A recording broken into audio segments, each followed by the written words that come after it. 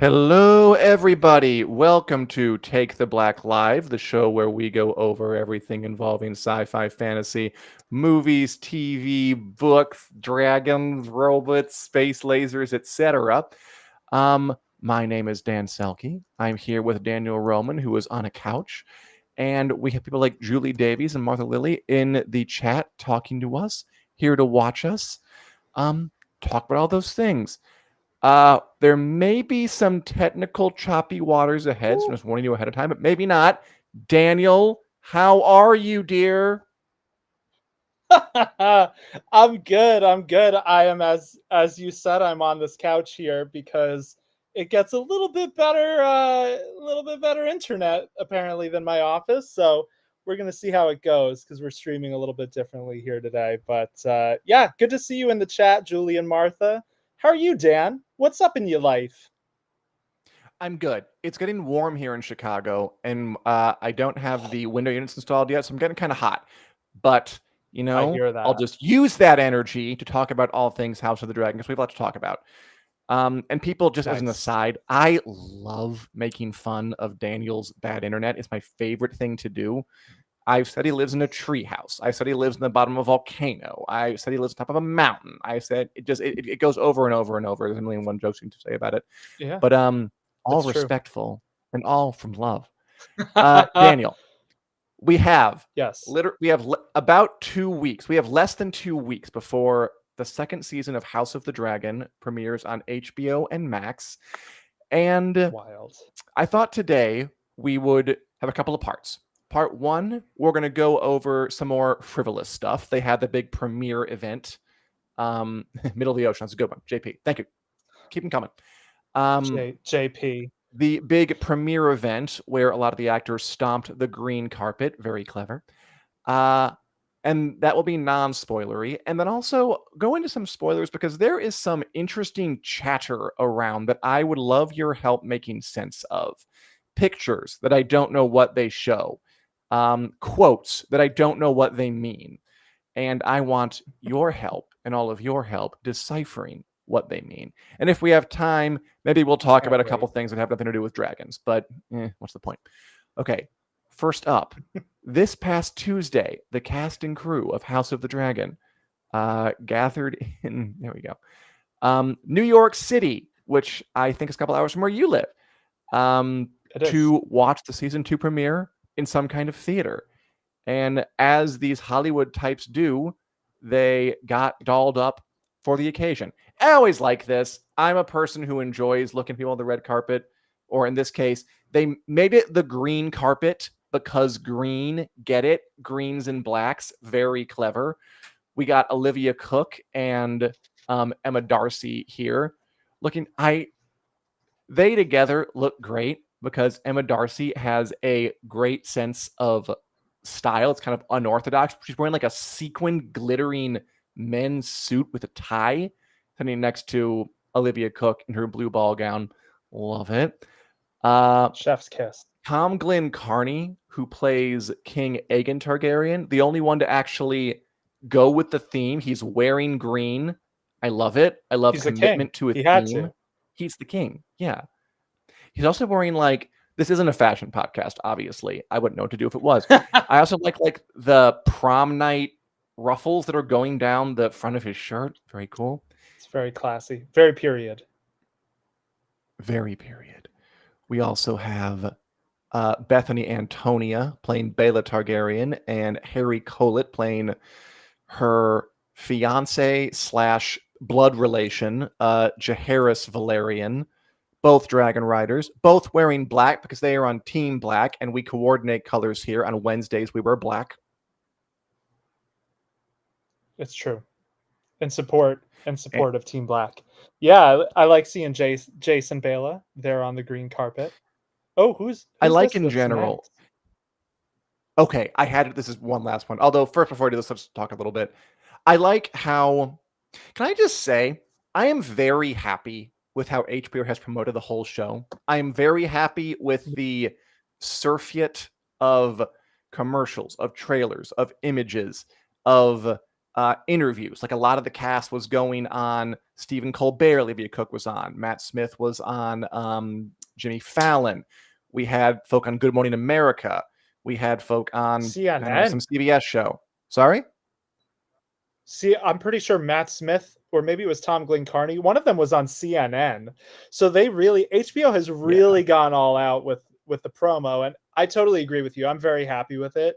I feel like a lot of the streamers, this is one of those things that reminds me, yes, HBO is an actual TV network that knows how to do things, because a lot Mm-hmm. of the streamers just don't do this for their shows. They just Just do jettison it. them out into the void. Even when they do a lot of promotion, it's nowhere near the level of what House of the Dragon is getting. Which, who knows? Maybe there's some small correlation there between that promo effort and the numbers, but also it's a good show. HBO But has who are been we doing it looking for a at? long time. You're right. Okay. They have. This final They know one, what's up.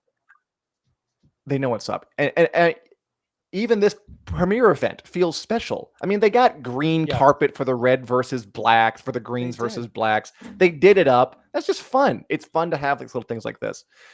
I had to put this picture of Matthew Needham, who plays Laris Strong, in here Oh. because I find it haunting the way that the sleeves sort of blend into the body of the jacket, the way his hands just kind of Okay. like hang straight down to his sides like they're weights. He's doing nothing with his arms. He's staring straight ahead, frowning with kind of like an expressionless expression. I find this photo haunting and I enjoy it. And I can't tell if it's just the fact that I know he plays a creepy schemer on the television show or if this photo just really is creepy. But if this is the kind of energy that he gives off normally, I think they made a good choice in casting him for the part of Laris Strong. See, now I thought you were gonna say you couldn't get past or stop thinking about how he's just got the 1 foot out there in the picture, because that's what I immediately noticed. He's kind of got 1 foot out there, just a little bit forward, making me think of Laris's footy fetishes. You brought it Man, up. I this said poor nothing. guy. Yeah, I did. How you not gonna bring it up? I wonder how long it will follow him in his career, this particular choice that House of the Dragon has made for his character. Um, I did think he gave a good performance in season one. I liked him a lot. oh, he was And great. He's great. and I like the fact that they're fronting a lot more of the characters. Like again, we had Yeah. Bethany Antonia, we had Harry Cullet, we had Tom Glencarney, Ewan Mitchell's in the mix. A lot of the younger characters. It's going to be much more of an ensemble show this season. It's going to be a lot more sprawling in terms of geography and in terms of kind of the points of view that we partake in. We know that Jacaerys is going to Yes. go to Winterfell. We know that Daemon's going to be in Harrenhal. We know that Alicent will be in King's Landing. Rhaenyra will be in Dragonstone. We know that Rhaena Targaryen is going to the Vale. Like, it's going to be a good old-fashioned sprawl fest, which is dangerous but also exciting because shows got to change. And I say bring on the change, bring on the strange, bring on the fun, and bring in the funk. We also have, finally, this picture of... We got Matt Smith as Daemon Targaryen. He's wearing a suit. He looks fine. Olivia Cook as Alicent Hightower. Emma Darcy as Rhaenyra Targaryen. And House of Dragon showrunner Ryan Condal. Which, by the way, the Getty Images mislabeled Ryan Condal as some completely different person. Something I noticed when I was looking through them. I forget who That's it said, fun. but like it was just fully not the name Ryan Condal. It was like Biff Whiff. It was like a completely different name. And I'm like, somebody messed this up. I don't know who I get in contact with about this, but apologies to Ryan Condal for that. But they look good, exciting. Again, I just love the fact that they put on an event like this at all. It means they have a lot of confidence. Yeah. It means that they are going hard. And I like it when networks go hard on programs. Yeah, I mean, on the one hand, I love this too. I love seeing this sort of promotional effort. I think in general, HBO has really, really killed it with their House of the Dragon promo, from the theme trailers to just the overall run into things, to even that slightly suspicious trailer leak a day early that meant that they Oh, rained on yeah. the Rings of Powers parade the day that they released their trailer. It's just been a fun ride. Mm. So yeah, I love to see it. I do have to say, and I don't know if you have this on here, there have been a lot of quotes. There have been a lot of early impressions going around from this Oh, I got premiere, you. and that baffles me a little bit. The influencer impressions saying a little bit more than they maybe should, but it's a risk that's worth taking here because it's wonderful that they're stoking the hype like this around a week and a half out. We let's move on to that because the next section is more spoilery, Okay. and the next section is what are folks saying about this? Because they're not Yeah. supposed to be saying anything. You're not supposed to say any like give any impressions. No, But when nothing. you pack a theater full of influencers, it's going to happen. That surprises you, really? Because I'm gonna say like influencers sign an NDA. They're influencers. Like they're in the social media economy. You get that click. I'm not surprised at all things are leaking out. Well, I guess what I would say, I'm not surprised influencers are leaking stuff. I think you're right. I think that's kind of par for the course. I guess what surprises me more is there's been kind of like a rise sort of influx of influencers Rise. at these sorts of events that have typically been media events in the past. I think the streaming companies have leaned into that a lot. I'm a little Sure. surprised to see HBO do it to the same degree that is resulting in like some plot details being leaked by just careless people who could care less about their NDAs. But generally speaking, the hype is the hype, and in a week we'll all have seen it anyway. So who cares that much? So yeah, I guess it doesn't surprise me that influencers are spreading their influence. It just surprises me how trusting HBO has become, thinking back to the days where they were like trying to shoot down drones Mhm. and stuff over the Game of Thrones set. And now they're like, come influencers, spread the good word about who will get up to what in season two. Well, I mean, there is a difference between trying to like snap Sure. pictures while shows going on and then attending a red carpet event. I mean, if Jeremy Renner and Tom All Holland are betrays our spilling trust. spoilers about what happens in the Marvel Cinematic Universe, I don't know. I think there's some level where you just accept this kind of thing. Yeah, The you're entire idea probably right. of squelching spoilers, I think it's a fruitless, Sisyphusian, nay, dare I That's fair. say, who's the guy who tilted at windmills? Don Quixote.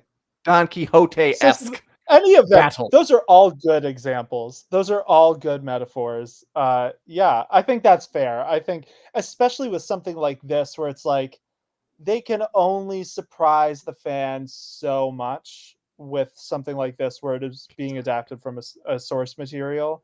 Mhm. So I think that's a fair. I think that's a fair thing. Once the spoilers start leaking out, there's only so much they can do. And I guess I'd rather them lean into being okay with a few getting out than doing like kind of silly things like Marvel did where they like doctor their trailers for some like Mhm. Eternals and Spider-Man No Way Home to hide spoilers ineffectually that people just figure out anyway. So yeah, that's fair. That's fair. I can Although, get if behind it. we went, we would abide by our NDAs to the letter, not share anything. Just FYI, HBO, if you're listening, invite us. We'd love to be there. Like Julie, my Very much invitation got the lost same. in the mail, but next time, I'm sure I'll get two to make up for it. All right. Yeah. Speaking of leaks, speaking of things, let's talk about some of the things that have been going around. Both the things the actors are Okay. saying, some of the photos I want your help with, and some of the leaks. Let's start with one Ooh. thing I've noticed Matt Smith saying a lot.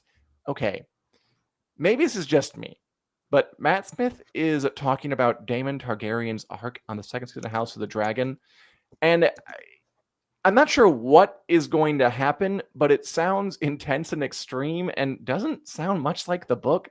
Like he's saying things like this to Variety. We definitely meet Damon at a point of crisis in the situation, and in many ways, it's a different version of him. It's one that's much weaker. We start to see the mask slip, life becomes more difficult, and he gets soft around the edges. He starts to unravel. And then to CBS Morning, I think he sort of tumbles into anonymity in a way. He gets sort of softer, lazier, fatter, slower. And he's sort of haunted by his demons, by ghosts, by apparitions. The weight of all the bad deeds that he's done really come back to roost, so to speak. And I think it becomes more exposed. Daniel, what the hell's going to happen to Damon in season 2? This all sounds very extreme. Like, because All in right. Fire and Blood, he's kind of in his element. Like, it's war. He likes war and he likes violence. And he's To a going degree. around convincing river lords to bend the knee to Rhaenyra. So it confuses me a bit where I see him saying all these things. He's going to get slower, fatter, weaker. It's like, what's going to happen? What are they doing? Well, so this doesn't concern me at all, and I feel like it's kind of in line with what I am expecting. I think there's just an element of Matt Smith is, when he's saying these things, he's kind of talking about maybe different parts of where Damon is in the season, and he's not necessarily going to start Sure. in that same position, because whenever Mhm. I think of these quotes, and he's been saying stuff like this, like you said, it's been like a True. couple of weeks. He's kind of been hinting at Damon having this very different arc in season 2. I think there are a few sides to this. One, the main thing I think about when I hear these is where Damon is going to end up. So this is a spoiler alert from Fire and Blood, full Fire and disclosure. Blood. But by the time Damon gets to an event called the God's Eye, which we're expecting probably next season, pretty Oh safe to yeah. say it's not happening this season. Um, No. the God's Eye, essentially, Damon pretty much gives up. That's Thank like goodness. the end of his part in the war, and he basically just decides it's not really worth sticking it out anymore, and he kind of sets himself up for this big climactic moment. um but that is very much like, that is an exhausted Damon in Fire and Blood by that point. By the time the reason, which we can't get, I don't want to get too much into, it has to do with No. Nettles and Rhaenyra's thoughts about Nettles and Damon. um but he's just kind of like gives up at that point. So I think to get from where Damon is in season 1, where he is the rogue prince, he's very wild, he's very unpredictable, to Damon is going to essentially just kind of surrender to fate and say, screw it, I'm done, like, I'm guessing mid to late season 3. I think we need to have some kind of arc in season 2 where he's a little reflective of his choices. It sounds like he's going to be kind of haunted by visions or dreams in Harrenhal, where he's going to spend a decent amount of time this season, which Harrenhal is like a haunted castle, so that's kind of fitting. So this doesn't really worry me. I just wonder how much he's kind of, broad brushstrokes describing a whole arc Damon's going to get this season. And so that's one side of it. The other side is, I think we have to keep in mind when he's talking about Damon being like fatter and lazier and slower, that he's really like one of the few characters, one of the few actors like him and like Fabian Frankel, Kristen Cole, who like they've had kind of physical roles that they've been playing since the start of the show. So like Emma Darcy Mhm. hasn't conveyed the same sort of passage of years for Rhaenyra as like Matt Smith is for Damon. So I'm sure that like Damon in his 40s, 50s, whatever he is in I think season 2, I 50. don't know off the top of my head. Yeah, so that Damon is of course going to be a slower, lazier, physically Damon than he was in the beginning episodes of season 1, where he's jousting, he's a bad boy, he gives no shits, and he just wants, King Viserys's approval. So that's my very long-winded response to this, and why it doesn't necessarily worry me. Does that assuage your concerns a little, or like, do you think that's all nonsense? Like, what are your thoughts? I mean, I wouldn't say I'm worried, just I thought it was curious because I didn't really see Yeah, that in the book. But you're right that he does get to a point in the book eventually, kind of beyond this season, where he does take a bit of a turn. Although the reasons for it are sort of cryptic. So I guess perhaps they're building to whatever they've they decided are. the reasons are. That's a good point. They could be kind of filling in the emotional gaps in Damon to get him from point A to point B, because it is kind of a drastic Yeah. turn. And you're right, it is B. left very, very purposely cryptic in the book. Um, why he makes the decisions he makes. So I can't wait to see what he does with it. Yeah, no, I'm more. I like that explanation because there is a gap in Fire and Blood. I like my explanation, and the one that you just helped with. I like everybody's. Yeah, where he Yes. does take this turn towards the end, the Battle of the God's Eye, which we won't see this season, where he does do it, but like there's some bits that aren't really filled in. They're not really happening this season, Yeah. but I could see Mhm. them trying to get there because we know that they have an ending in mind now. Okay, I do feel better. Not that I felt bad, but now I feel great. Yes. We also have some very pretty new photos I think are worth taking a look at. I have to do this. Let's see. Uh, we have this lovely image of Emma Darcy as Rhaenyra Targaryen, with Eve Best as Rhaenys Targaryen, and that is Jamie Kenna as Sir Alfred Broom on the Mm, right. I think it's worth looking at because okay. we know that there's going to be a lot of new characters this season. There's going to be Tom Taylor as Cregan Stark. There's going to be Jane Eyre, who was played by a woman whose name may remember off the top of your head. There are other smaller characters that Amanda Collin that they haven't mentioned a whole lot, but could be big. Like in the book, Sir Alfred Broom does end up becoming kind of important. He is Yes, he does. the a like senior knight on Dragonstone. That in the book, I can't say this had to happen in the show, but Rhaenyra kind of passes him over for a promotion, even though he's the senior guy because he's a Yes. grump and nobody likes him. And that ends up having some consequences down the line. Um, we've talked about House of the Dragon in terms of how closely does it resemble the book, how faithful is it, and it has struck a really cool balance where it is faithful in a lot of ways, and then it kind of goes off right field sometimes. But this feels like I Yeah. remember in the first season we were like, oh wow, so they're gonna keep all the names. Like, oh wow, they're gonna Yes. include like all the different layers of relations, including Sir Alfred Broom, feels like that. Feels like it's a character who I could Agree. see being cut in an adaptation that didn't care much about the source material because you I can envision a version of the story where they just kind of cut through him and make someone else do what he does. But that they have him in it tells me that, oh, it's still Ryan Condal. Oh, it's still someone who loves this book. And oh, George R. R. Martin is still over his shoulder being like, I wouldn't do that. And him reacting.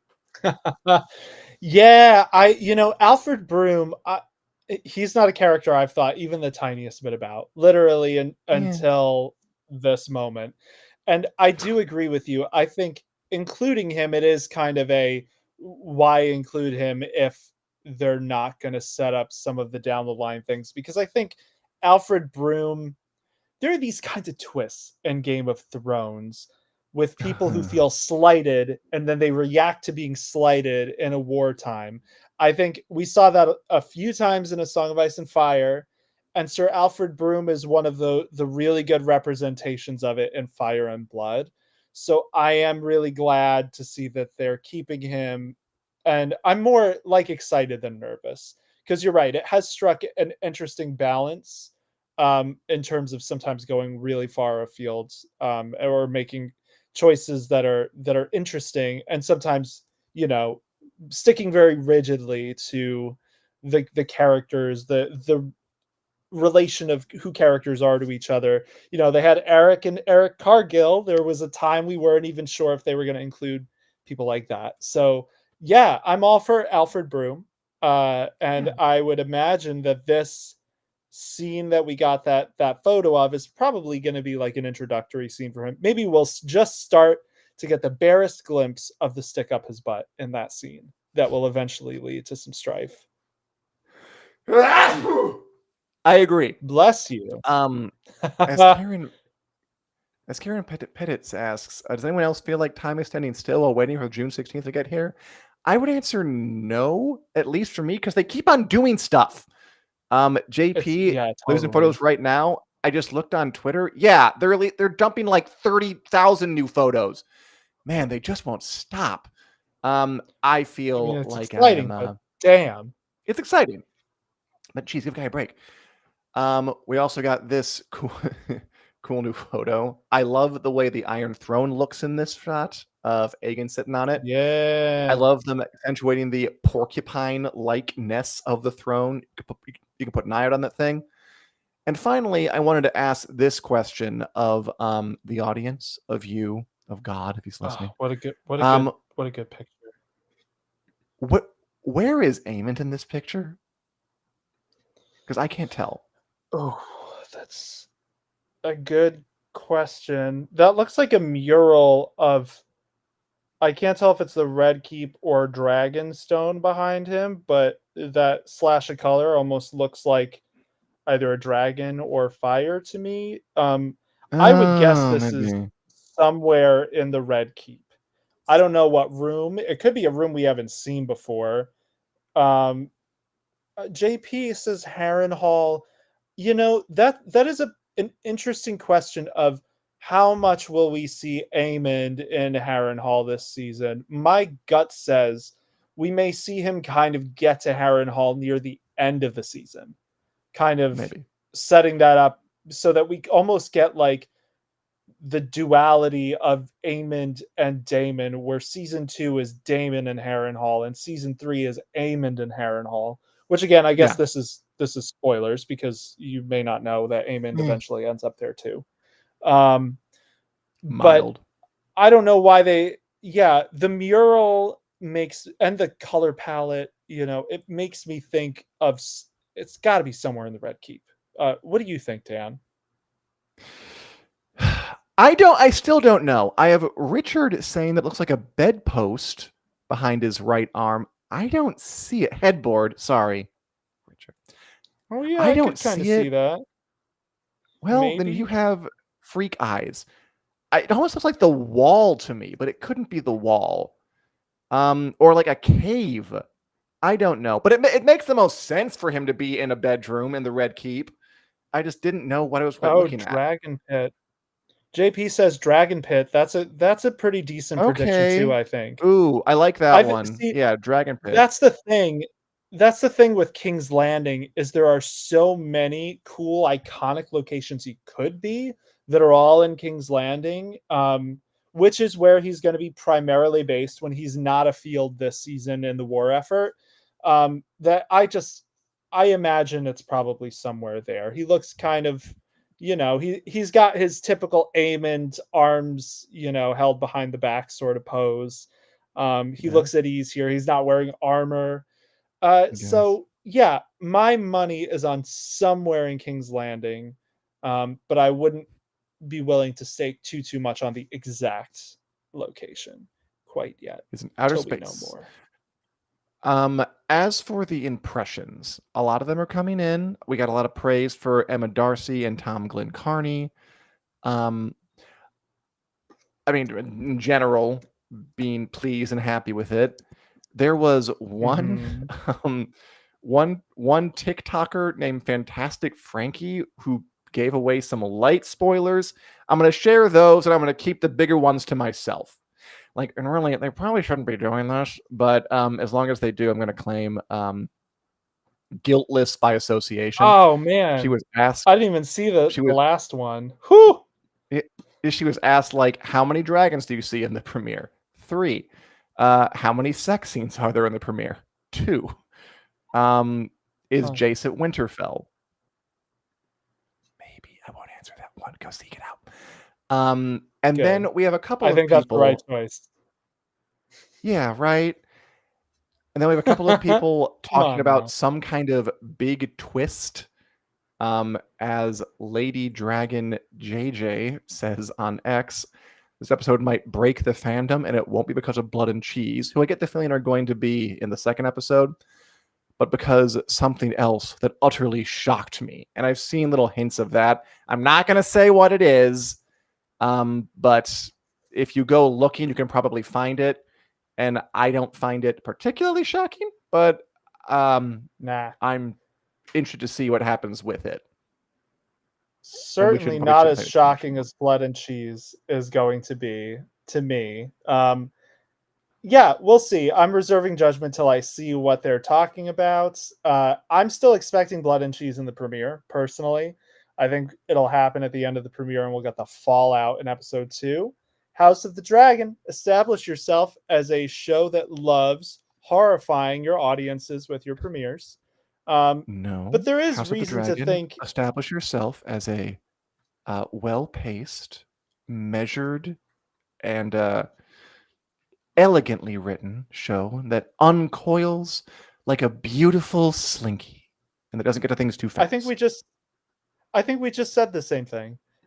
So there No. is reason to think something pretty wild is going to happen in episode 2 though, right? Because Mhm. one of the other bits of information that has come out this week is that episode 202, the second episode of season 2, is 72 minutes long, which is the longest episode of the entire series that we know of.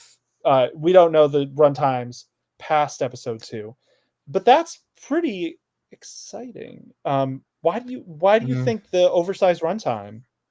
because I think that blood and cheese in episode 2 is what I think. Um, but yeah, it's cool. I mean, I would prefer more episodes at shorter rather than fewer episodes that are longer. But the Yeah. occasional long boy, sure, I'll enjoy as long as it can has enough substance to. Although I disapprove of the Stranger Things size movie episodes. I don't like that. I think just make a movie at that point. I don't think that's really TV. I want them to be episodes, like short films, episodes of TV, not movies. And I still think the industry is kind of reckoning with that a bit of what to do with Yeah. this freedom. But we'll see how House of Dragon handles it. I wish it was 10 episodes, but I'm fine with it. It's Yeah. all good. I yeah, I agree with you on the I do love a good oversized episode. But I think the trend of that being a norm is probably not the best overall. Stranger Things is Boo. kind of my one exception to this because it is kind of sitting somewhere between that line of this is television, but the finale is basically a movie. So they clearly know both formats well enough that it didn't feel like they were just trying to figure it out and had too long of episodes. But yeah, okay, fair. So you think Blood and Cheese is going to happen in episode 2? That's That's part my of the guess, yeah. runtime. I also wonder And I if we don't could see the know, to be battle fair. I of don't the know, but that burning is my mill. strong suspicion. That's fair. I wonder if the Battle of the Burning Mill will be very, very small, like just Yeah. and we could get a glimpse of it in episode 2 as like a sort of, things are escalating across the kingdom. Um, I also wonder if we're going to see Jane Eyre in the second episode. So there's a lot of Yeah. stuff that could happen in that 70 minutes. Robert Harris here dropping the truths. He thinks 70 minutes is a good runtime. 50-ish minutes sometimes seems too short. Robert, I like your style. I'll go with 60, but whatever. We're all quibbling. Daniel, anything else to talk about House of the Dragon before we move on and then come back next week with more? And then in 2 weeks, we'll be watching the thing. I don't think I have anything too specific yet. I wish we had a picture, but I forgot to grab it. We found out that the um the commander of the Triarchy has been cast in the next Abigail season. Thorne. I Abigail Thorne is playing I think it's Shirako Lohar is the Mm-hmm. character's name. And that is so they've gender flipped the Triarchy commander from the books, which I think could work pretty well considering that it's like a naval captain who's like one step away from a pirate. They really have a lot of freedom with what they do with that character. But I forgot until I was researching them how uh large the repercussions of their actions are because that character features in the Battle of the Gullet. So I do wonder if we're going to see the Gullet this season after hearing that casting announcement, or if that's just going to be set up for Set up. next Yeah. season and they're going to open with the Gullet or something like that. Either way, I exciting times. it's gonna be weird for me because I've been watching Abigail Thorne like on her YouTube videos for literally years, Oh and wow. it's gonna be odd for me to see her in like an acting role and not say like it's philosophy tube. She makes like these hour-long videos about like philosophy and stuff that are Oh, pretty good. Gotcha. That explains the Twitter handle. I did notice that was her Twitter handle, and I was like, all right, I don't know what the Philosophy Tube is about, but I Yeah, it's like her YouTube philosophy, channel. so I support it. Gotcha. That's cool. Well, she's getting around a lot lately. She And is one other show we can talk about whenever we move on from House of the Dragon. She's right also in the now. Acolyte. She hasn't appeared yet in the Acolyte, but she is in the cast of it. So yeah, I don't have anything too much else to add. Um, yeah, Robert, B and C would be good for episode 1 if you want to pull in the casuals. Or Again, terrify with the them away. wisdom. Yeah, well, you gotta separate the what is it, the wheat from the chaff. You gotta figure out who's a viewer of your show and who just can't stomach the brutal dark depths that lie ahead This in is the a Dance with TV Dragons. show, not like battle royale. We want people to It is watch. a It is a TV show that is exactly Battle Royale. We're going to watch a family disintegrate themselves from the inside and murder each other over the course of several seasons until basically none of them are left. Spoiler alert. Um, but yeah, I don't have anything else to add. Do you want to hit on any other House of the Dragon stuff before we move on to the rest of our television and reading and gaming and whatever diet? Beyond more metaphors for what House of the Dragon is, I don't really have anything else to say. So Fair. what are we watching? Always a regular topic that we do around here and we Yes. take the Black Live. Yes. And is it The Acolyte, the new Star Wars show starring a bunch of people, including Carrie Ann Moss and others? Because I watched the 2 episodes last night. Oh, How about you you? did too. Okay. Have you seen this? Ever heard about this? Yeah, I watched them last night specifically so that we could talk about them today. Um, and man, yeah, Carrie Ann Moss. So starring Amanda Stenberg There you go. is the lead character of this show. Lee Jung Jae, who is right there on the front right of that image. He's playing a Jedi Master who is also one of the main characters of this show. He was the main actor from Squid Game. Next to him Mhm. is Daphne Keane, Anthony Keane, who Logan. Lyra from the Golden Compass, and I forget the name of, I think it's Yord, and I don't know who the Jedi in the back is. But yeah, so the Acolyte is Disney's latest Star Wars show.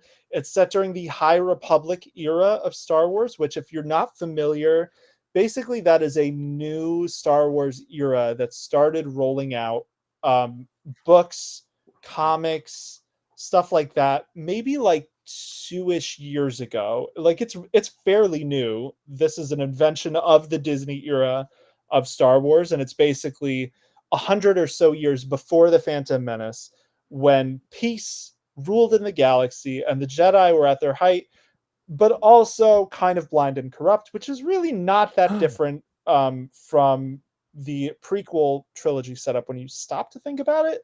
Um, but yeah, so that, and into this, there's kind of an assassination plot where someone's going around killing Jedi.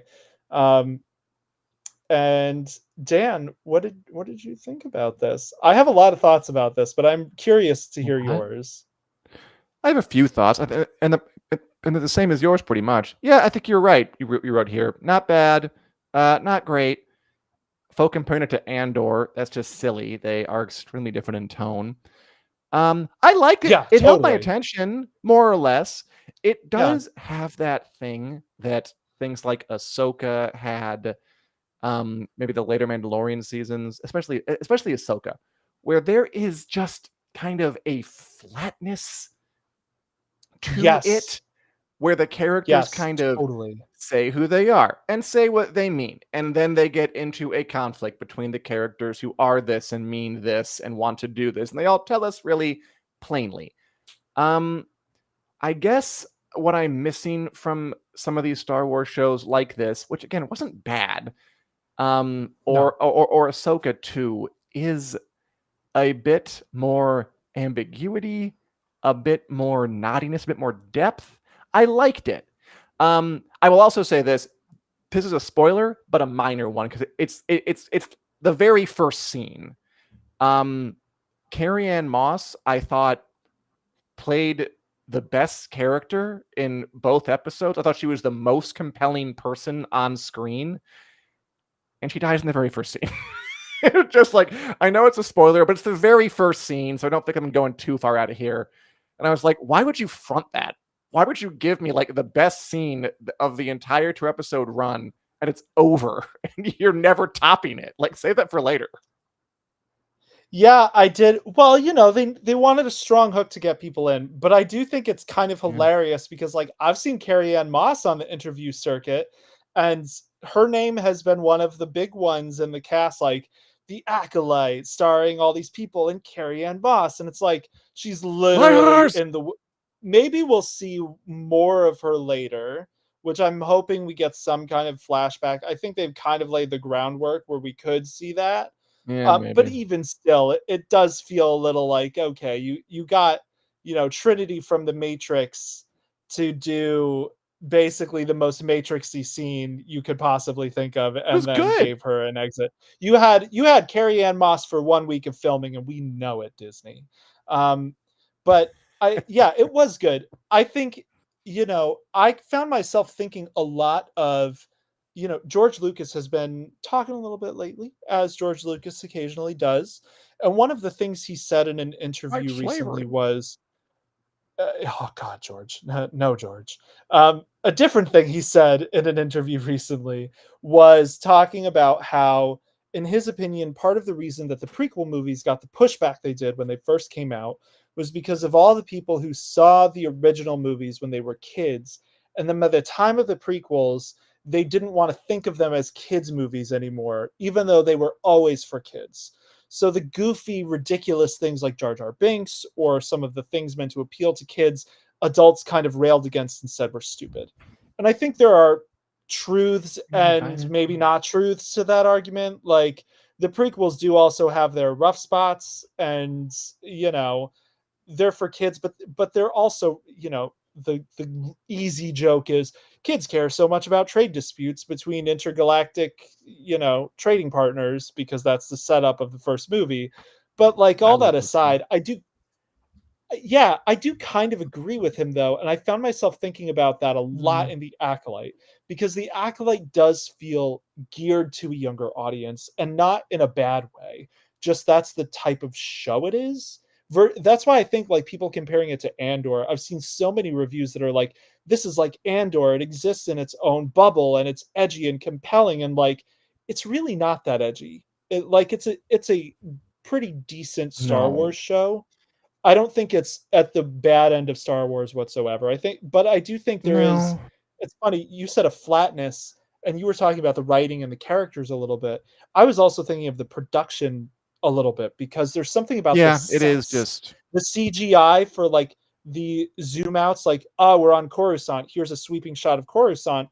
And they all felt very like kind of lifeless to me compared to like, what Lucas did with his movies, or even what Disney did with some of their Star Wars things early in their Star Wars run, before they were mass producing it every 6 months. Um, so I think the Acolyte is. I'm going to keep watching it. I want to see where it goes. I'm I am There's something keeping me from being like really too invested, and it's probably just Star Wars overexposure, but also there are some things about it that um yeah, just don't quite grip me. Yeah, the comparisons to Andor just blow them up. They just baffle me. You don't need to oh do yeah, that. You're that's going to silly. set people up to be disappointed because they're just different I don't shows. I don't think Star it's exactly aimed at kids. I'd say more teens, because Yeah, I think that's fair. kid show. This is a show. The plot is an assassin is going around the galaxy murdering people, and we Kids love watch her assassins. They murder love a people. good murder. Teenagers love assassins. Kids like Bluey. Um, so I don't really buy that it's supposed to be for Okay, kids. fair. I don't think it's supposed to be for adults. It doesn't really have a ton of depth to it, the way that Andor would. But teens think that killing is badass. It's cool. Like, I don't think kids think that yet. And it's like this whole thing of, you killed my whole family in a fire, and we're going to you have these doubts and these regrets, and I'll prey on those. This sounds like a kid show to you. This sounds like diet adult drama to me. This sounds like you're aiming for these more almost tragic themes of these Jedi failed people and people died and they all died in a fire and the sisters separated and the one killed all their parents and the one so guilt ridden that he chooses to, well, spoiler, something. This, none of this is kid stuff. This is Well, that's adult stuff simplified for teens. That's the tone this is hitting for me. which I Andor, think, to be that feels like fair, adult stuff.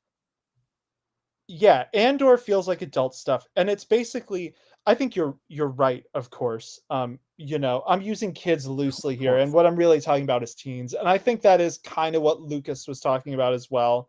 Even though, I liked Star Wars as a little kid, not even just a Sure. teen. So I do think there's room there because kids like laser swords and blasters and aliens and stuff like True. that. But I do think that you're right about Star Wars kind of always has taken adult things and simplified them for teens to a degree. I think Andor did the opposite, where it took a Star Wars theme of the rebellion, which is rebellion simplified for teens to understand and get that it's good to fight back against autocratic empires and whatever. And Andor took that and then adultified it again back to, but actually rebellion is messy and morally gray in the best of circumstances. And what does that do to the people involved in it? And the Acolyte, it's something about the tone, Dan. It's not that the events are like kid-friendly bluey murder. Like, obviously that's not it. But there's Bluey something murder. about the tone of this thing that feels like 12-year-olds would love it. And that's a good thing. Like, I'm not saying that's bad. But it's a specific kind of Star Wars tone that I relate to, like, the animated Star Wars shows a little bit. That I think has Sure. kind of become like the dominant tone of Star Wars. And like that's also what the High Republic is.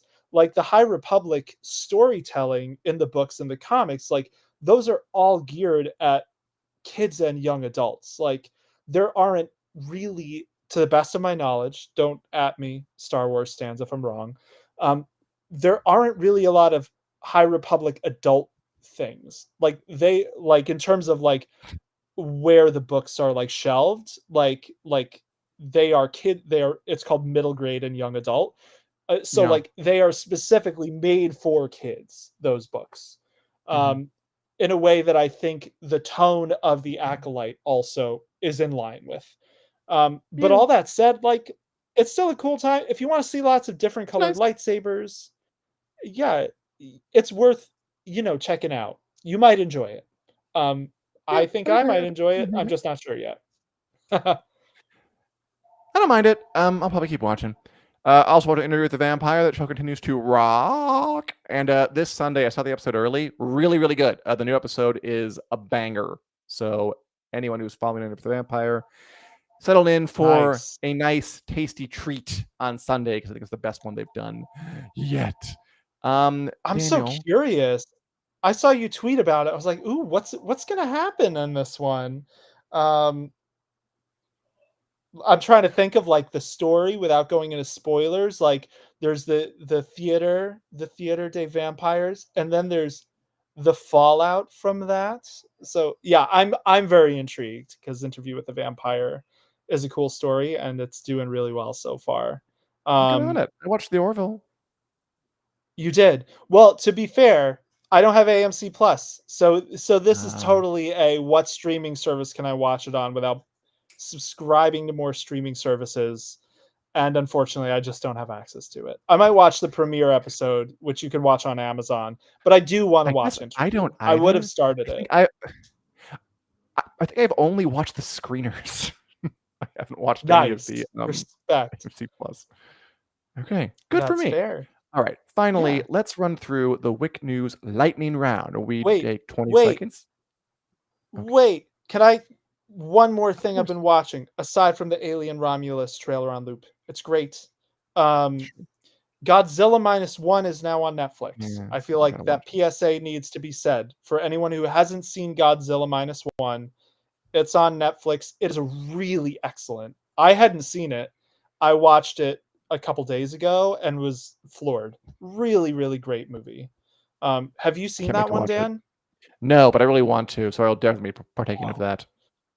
it's so good. I would watch it if you don't mind subtitles. I would do it that way. Oh yeah, that's fine. Of I course. have I so Netflix defaults it to the dub. I started watching the dub and was like, this just doesn't really feel very good. Like it didn't work quite as well. And I saw a clip online of like the last line of the movie from the dub, and they changed a couple of words in that last line that make it a lot less impactful. So this is one of those instances where I'm going to say, Jeff, watch the subtitled original Japanese version if you Oh have a please, mind I'm to. such a subtitle snob. I will if Good someone man. Good chooses the man. dub in front of me, I'm like, so yeah, I'm on with the subtitles.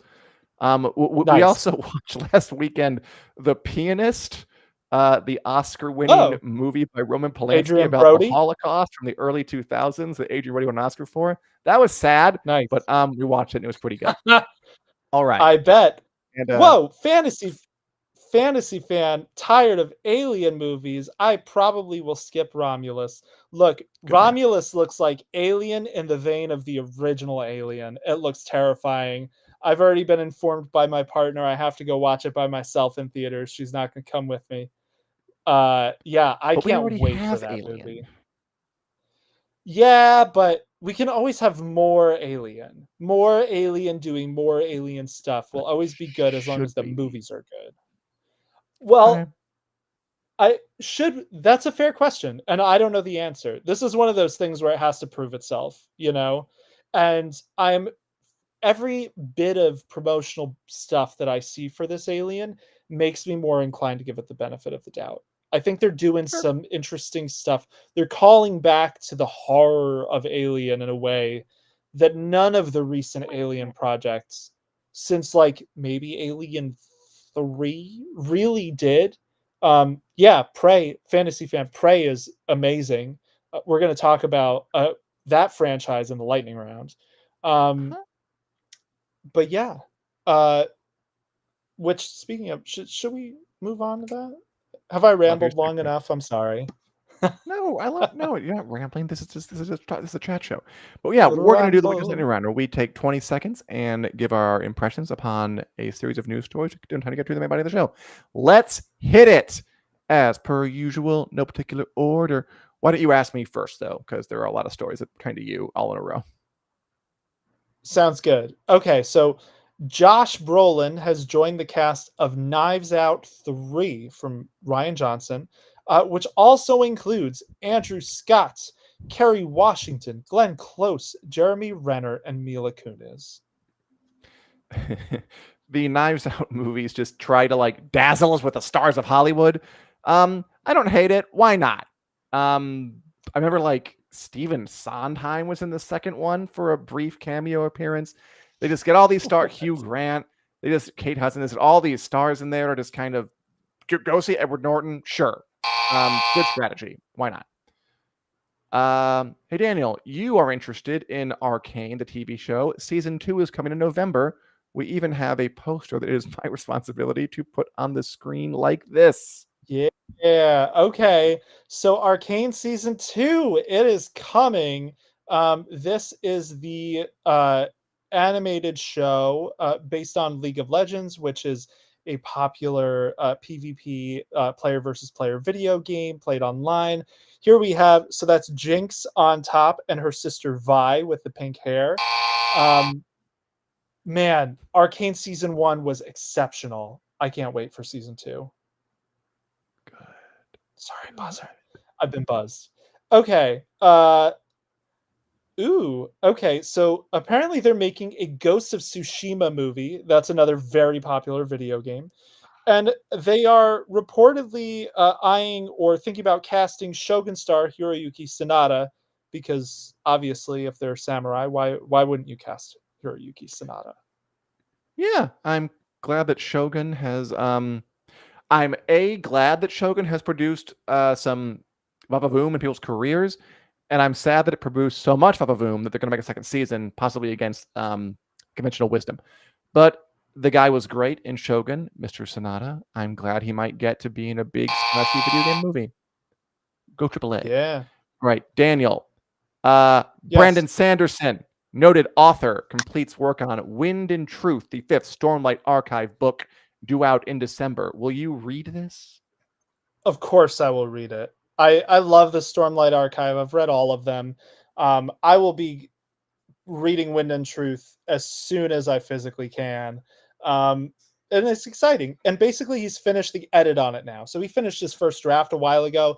Now he's done with all the edits. It's a way to a copy editor and a proofreader to make sure there are no typos. So Wind and Truth, baby, it's coming out this December. It's going to be a big freaking deal. Why don't you ask me the next one after, and I'll ask you the one we want to talk about. That sounds perfect. Bill Skarsgård is returning as Pennywise in an HBO It TV series. I think it's Welcome to Derry. I think you're right. Yeah, I mean, it'd be kind of disappointed if he didn't. If you're going to have, if you're gonna make an It TV show about the clown who eats people and eats fears, whatever he does, you might as well get back the guy who played the people eating clown. Yeah. Do we need the show? Not sure yet, but I'm sure Bill Skarsgård will mug his way through it to nice effect. Daniel. That's the theme of our current media landscape. Do we need this? Yes, Not sure. Elle Fanning will star in a new Predator movie from the director of Prey, Dan Trachtenberg. Are you psyched? Obviously, Prey was incredible. It was easily one of the best Predator movies, if not the best Predator movie.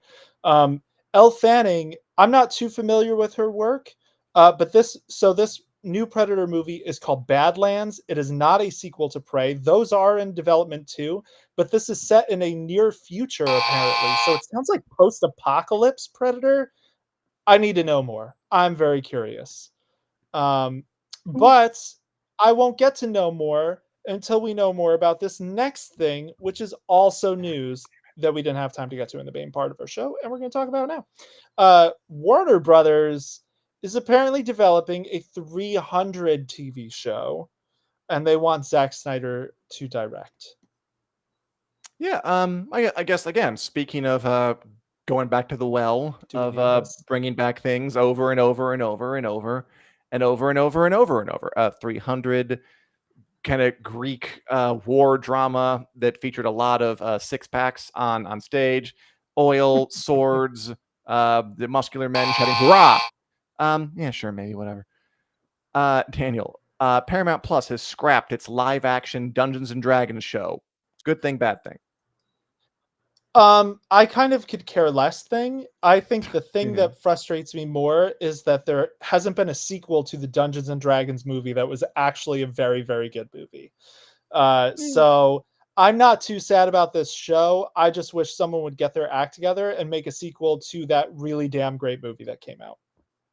Do that, Paramount, then we can talk. Do that. And here's one. This had me, I tell you, absolutely incensed. This last bit of news had me incensed with the greed of it all. But I want to hear what you think of it, Dan. So Max, that's the streaming platform of HBO, Warner Brothers Discovery. Max has raised its prices effective immediately by $1 for both its ad-free and ultimate ad-free tiers. What do you think of this? Yeah. They did it right before House of the Dragon airs, so that's got to be the reason. Like, they figure they can get some more money out of folks. Obviously. Not much to say. I mean, they did it. That's why they did it, and we'll see if anybody punishes them for it or if they go along with it. It's up to you to see what happens. That's right. And that's all. Nice. And that's our show. We'll be back next Wednesday at 2 p.m. CST, talk about more things like this. And we're going to be starting when the House of the Dragon starts airing. We will be here on Sunday nights recapping each new episode of House of the Dragon Season 2, reviewing it, giving you our insights, our thoughts, and our feelings. And that's our show. Come back next Wednesday. Come back Sundays. Not this Sunday, but the Sunday after this Sunday. And there's a dog on Daniel's screen. You might not be able to see it in pocket form, but it's cute. Leave us a Trying to get him like, to leave come us a up. comment, leave There us we go. subscribe to us. Robert Harris, I'll be glad to see you there. It should be a good time. And Viva House of the Dragon. See you guys later, and thank you for watching. Take care.